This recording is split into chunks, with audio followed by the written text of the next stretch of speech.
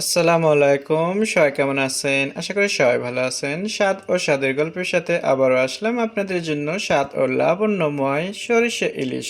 সরিষা ইলিশ দেখার জন্য সবাই আমার সাথে থাকুন। আমার ফেসবুক পেজে লাইক করুন। এখন দেখাবো আপনাদেরকে সরিষা ইলিশ। সরিষা ইলিশের জন্য আমি এখানে 5 পিস ইলিশ মাছ নিচ্ছি। খুব ভালোভাবে ধুয়ে দেখতেই পারছেন, একদম বড় সাইজের ইলিশ মাছটা।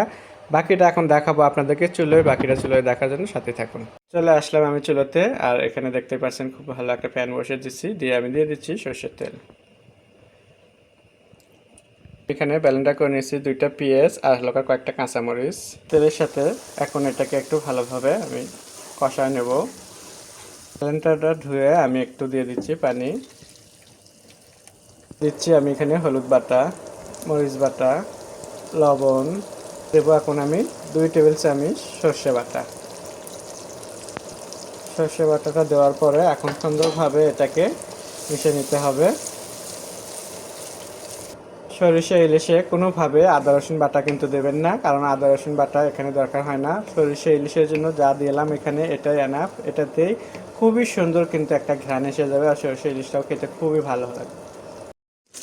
সরিষা ইলিশের মশলাটা কিন্তু খুব ভালোভাবে একটু পানি দিয়ে 8 থেকে 10 মিনিট কষায় নিতে হবে। তো আমিও কিন্তু ওইভাবে নিচ্ছি, দেখতেই পাচ্ছেন। সো এটার হলকার পেঁয়াজের যে কাঁচা গন্ধটা চলে যায়, সুন্দর একটা গন্ধ বের হবে, তখন বুঝতে হবে যে এটা কষানো হয়ে গেছে। খুবই সুন্দর সর্ষের তেলের ঘ্রাণ বেড়ে গেছে। এখন আমি এখানে দিয়ে দিচ্ছি ইলিশ মাছ, আগে থেকে ধুয়ে রাখা আমার ইলিশ মাছটা। বিসমিল্লাহ। মাছটা দিয়ে এখন গ্রেভির সাথে সুন্দরভাবে মিশিয়ে নেব। নিয়ে আমি এখন ঢাকনা দিয়ে এটা 8 থেকে 10 মিনিট আমি এটা ভালোভাবে কুকিং করে নেব। আর দেখতেই পাচ্ছেন ইলিশ মাছের মশলা একদম গায়ে গায়ে হয়েছে। এখন কিন্তু আমি এখানে পানি দেবো না, এটা ভাপে আমি সিদ্ধ করব ঢাকনা দিয়ে আর 10 মিনিট। সো এখন আমি ঢাকনা দিয়ে দিচ্ছি।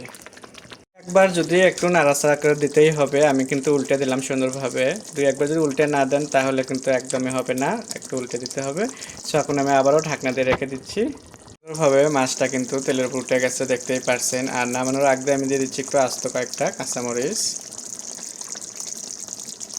খুব বেশি একটা সময় না, খুবই অল্প সময় দিয়ে কিন্তু আমি আপনাদেরকে সরষে ইলিশ করে দেখালাম। তো আশা করি আপনাদের ভালো লাগবে। আপনাদের যদি ভালো লাগে থাকে বাসায় একবার হলেও আপনারা এরকমভাবে সরষে ইলিশ করবেন। আর নতুন নতুন ভিডিও দেখার জন্য আমার সাথেই থাকবেন। আর ফেসবুক পেজে লাইক দেবেন, শেয়ার করবেন, কমেন্ট করবেন। সবাই সাথে থাকবেন। আল্লাহ হাফেজ।